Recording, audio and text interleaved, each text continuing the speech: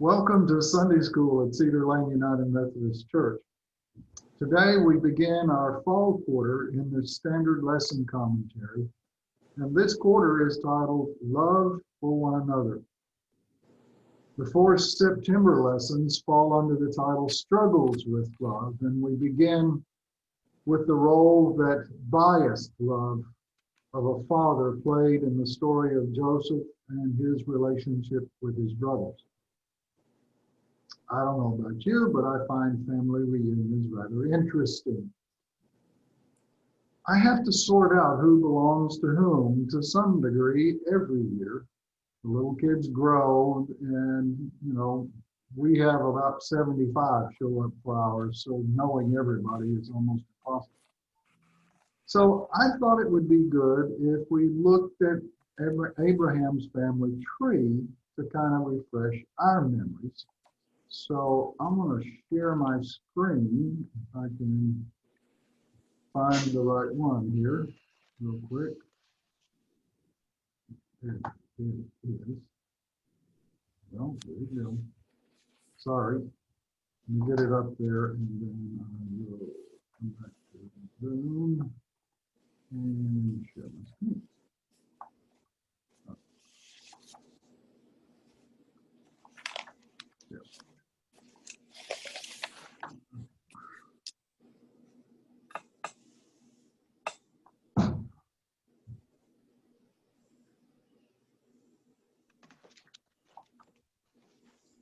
Okay. I'm not sure why it did that, but it said it had to stop. So let me try this again.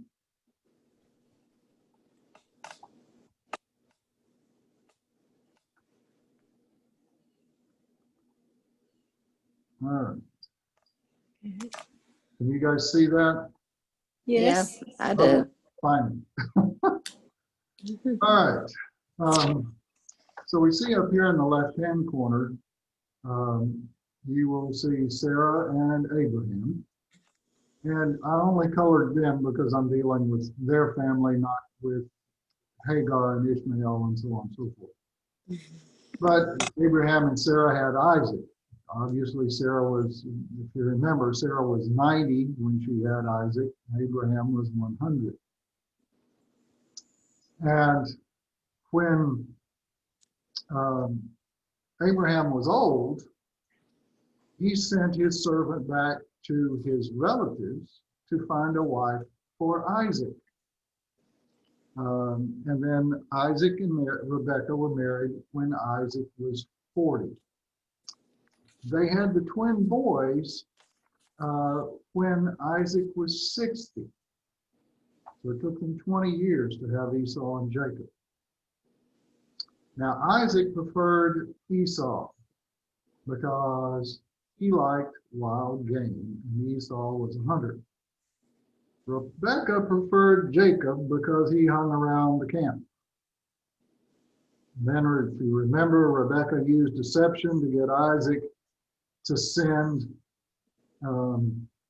Jacob to Abraham, who was Abraham's grandson, if you look, back to her brother Laban's home to get a wife.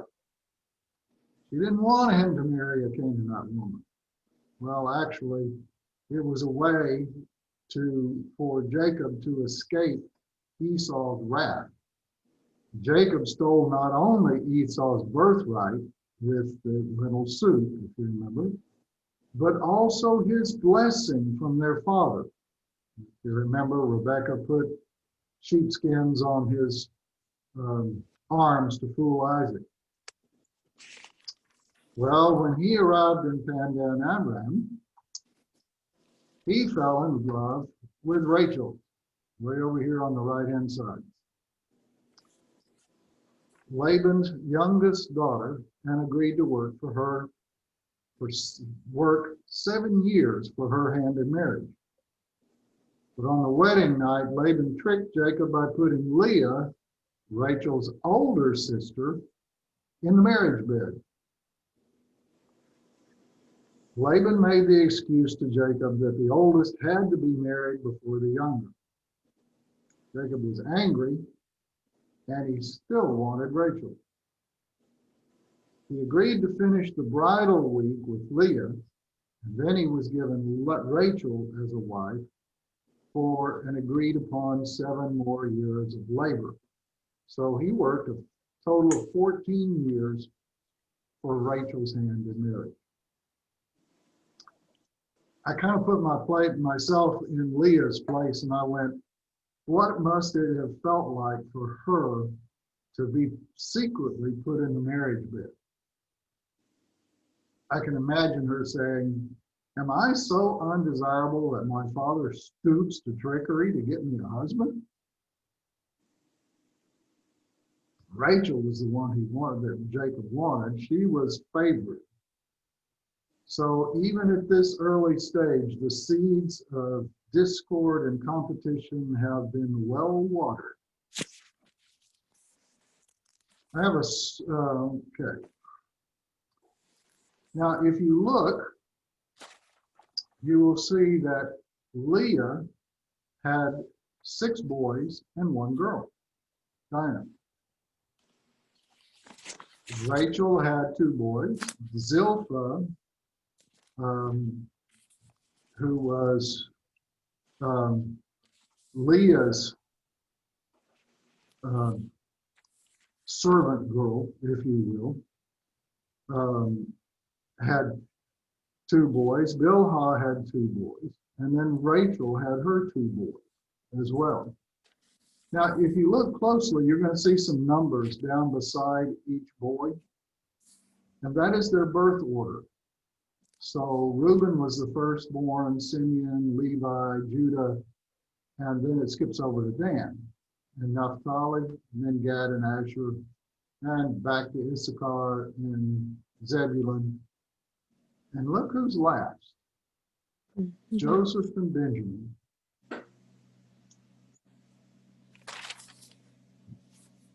I personally can't imagine by this time how precious these 2 boys are to Jacob. Joseph is probably a few years old, probably 7, so to speak, before Benjamin is born, and Rachel dies in giving birth to Benjamin. So I can just imagine Jacob's or Israel's heart about those 2 boys. They are the only 2 boys from the woman he loved the most, the one he especially loved. So the fact that Jacob was preferred is no surprise. Later, we will see in Egypt, Joseph demands that Benjamin, his brother, be brought back with the brothers when they return to get more food. You see Jacob absolutely beside himself at the thought of possibly losing the only other son of Rachel. Now, I did a quick search to see if I could find the time period over which these boys were born. And let's just say there's more than one interpretation, and I'm going to leave that sleeping dog alone. So now we get to the beginning of our verses. This is Genesis 37, verse 2, the A part of the verse. And I will stop sharing this verse so you can see it. This is the account of Jacob's family line. And in my Bible, it just says, this is the account of Jacob. And that can be interpreted in another way to say, these are the generations of Jacob. So, wait a minute, how does this start?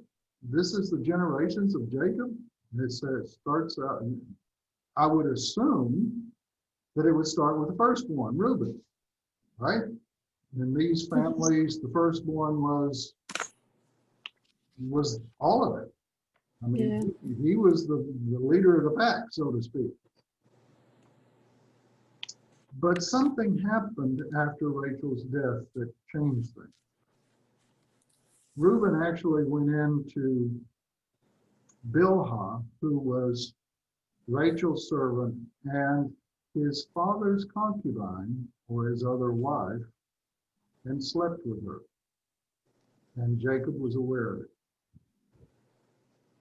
So who's next in line? You would think it would be the secondborn, but this is the firstborn of the second wife. So I'm kind of going, there's no scriptural reference. I'm going, okay, maybe this is the preference, part of the preference that Jacob is showing towards Joseph.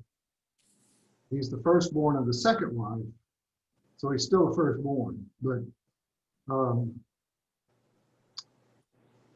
I don't know. You can think about it from there.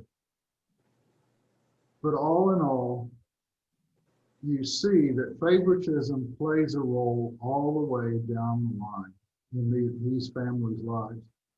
It even played a part when Jacob returned to Canaan to meet up with his brother Esau. What he did was to send all of the other children and wives and flocks ahead and kept Rachel and Joseph back with him, just in case Esau was still bent on getting revenge, so he could protect them.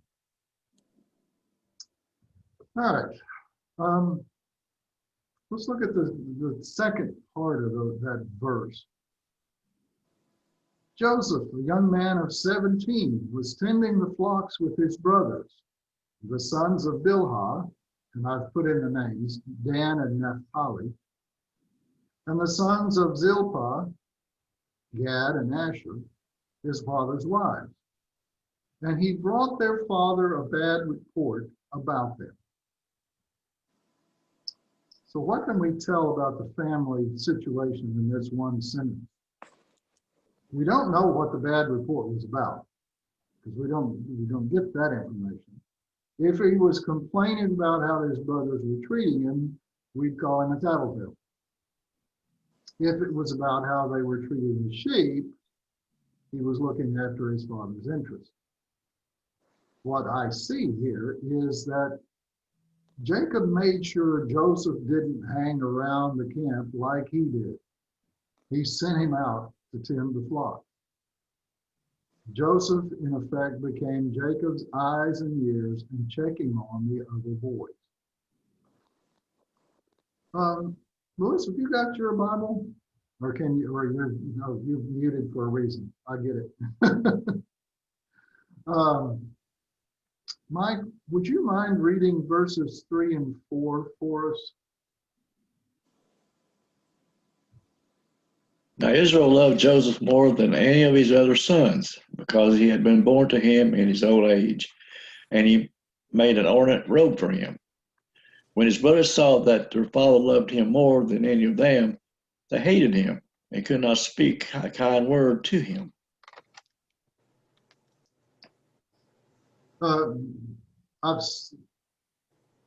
One thing to note is all of a sudden we see the name change. He's not called Jacob now, he's called Israel. So that is his name, the name God gave him, but we see the change in what's going on. I think with the robe, we've all heard of Joseph's multicolored coat. In this case, it says it's an ornate robe. When I looked it up, just trying to see what it really was, it typically said that it was either long, so it would probably went to his ankles instead of to his knees, and it had sleeves, which was different for that as well. Now, whether it was multicolored or not, but the point of it is none of that really matters. What matters is that it set apart Joseph and it put him in a bad spot with his brothers. They didn't just ignore him, they couldn't even be civil. Their feelings of hatred were intense, and it was at least 10-1 against Joseph. There is some value in getting older, as we all know. We learn when to keep our mouths shut, mostly. At 17, Joseph is so immature that he doesn't exercise discretion when God speaks to him in a dream, and he tells it to his brothers. And Priscilla, would you mind reading verses 5 through 7 for us, please? Okay. Joseph had a dream, and when he told it to his brothers, they hated him all the more. He said to them, "Listen to this dream I had. We were binding sheaves of grain out in the field when suddenly my sheaf rose and stood upright while your sheaves gathered around mine and bowed down to it." His brothers said to him, "Do you intend to reign over us? Will you actually rule us?" And they hated him all the more because of his dream and what he had said. How far did you want me to go? Through 7. I guess I went on past. Oh, that's okay. Okay.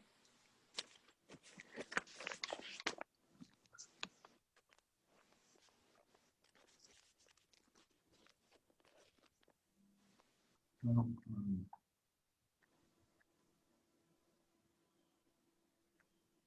trying to get this up so you can see it. I know I've had pictures in my mind of how this is actually from Italy, current day. But as you can see, they bind them up like this, and then typically they would wind up stacking them, all of the different individual sheaves up like this. So when you see Joseph's dream, go back. Think of it in terms of they've, as individuals, bound their sheaves together and they've laid them on the ground to be ready to stack and pick up. So all the rest of their sheaves come up to the brothers and bow down to him. Now that's pretty much like what harvest always was until they had combines. Yep. So you bound things up in bundles and then they stacked them, and then you came back with a wagon and picked them up. And you watched out for the rattlesnakes that might be underneath them. Yeah. Anything, yeah. All right. So the boy's reaction. Are you actually going to rule over us? Are you going to reign over us? Are you so arrogant? Do you think that this is going to happen? I mean, Joseph was just adding fuel to the fire. It sure was. He was either very naive or he knew what he was doing. One of the interesting things is that our author points out, our author Douglas Redford, who was part of this, he points out that Joseph is one of the few men that God spoke to through dreams of revelation. And those dreams of revelation are mostly found in Genesis and Daniel. And as we will see next week, Joseph also had the God-given ability to interpret those dreams. Miss Sarah, would you mind reading verses 9 through 11 for us? I skipped 8, so thank you for reading it. Then he had another dream, and he told it to his brothers. "Listen," he said, "I have had another dream, and at this time the sun and moon and 11 stars were bowing down to me." When he told his father as well as his brothers, the father rebuked him and said, "What is this dream you had? Will your mother and I and your brothers actually come and bow down on the ground before you?" His brothers were jealous of him, and his father kept the matter in mind. More fuel for the fire, right? Yeah. He gets rebuked by his father, but notice what it says there. It says that Israel keeps it in mind. If you remember, Jacob also had a dream on his way to Padan Aram of a ladder ascending to heaven and the angels going up and down. So God had given him a vision like this as well. So he kept it in mind.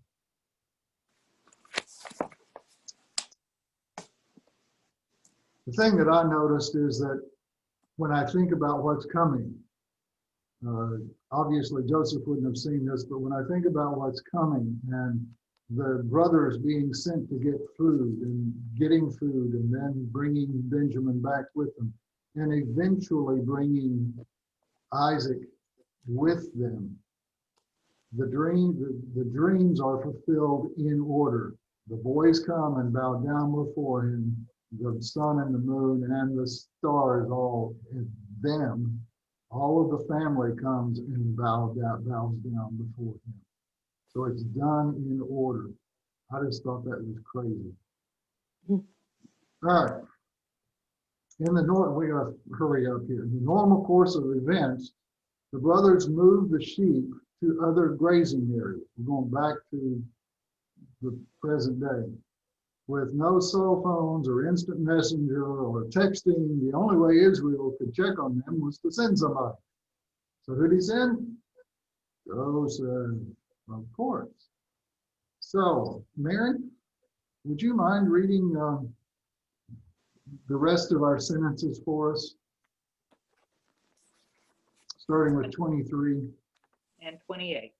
And 23, 24, and 28. Yeah. It's all included in the book. So when Joseph came to his brothers, they stripped him of his robe, the ornate robe he was wearing, and they took him and threw him into the cistern. So when the Midianite merchants came by, his brothers pulled Joseph up out of the cistern and sold him for 20 shekels of silver to the Ishmaelites, who took him to Egypt.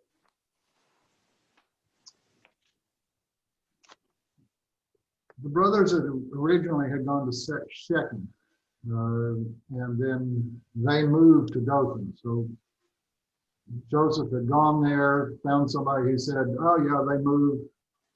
They were looking for grazing. That's what they were doing. Nothing inordinate about that. But as on his way, they could see him, and I imagine it was the robe that was a dead giveaway for him. Sorry for that. Didn't mean to say dead giveaway. But at any rate, while he was walking toward them, they plotted to kill him. But Reuben, the oldest, said, "Don't kill him, throw him in a cistern." And his plan was to rescue Joseph and take him back to his father. Apparently, he has to leave camp for a bit. And when he comes back, Judah has come up with the bright idea of, hey, let's don't just kill him. Let's get something out of him. Let's go sell him for 20 bucks, 20 silver coins, and we'll have something at least. And of course, even then, they have to take his robe and kill a goat and smear it in blood so they've got some excuse when they get back to their father.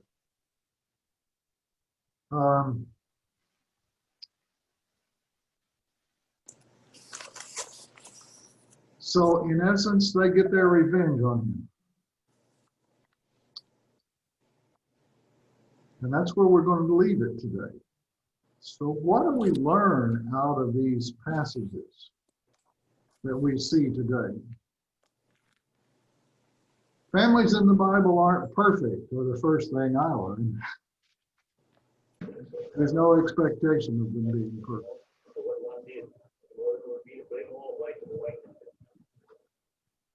God uses, hi Dennis, glad to see you today. God uses imperfect people to accomplish his will, even if they don't know it. The boys were getting revenge. God was putting Joseph in place to save their lives. They had no idea of what the future held, but God did.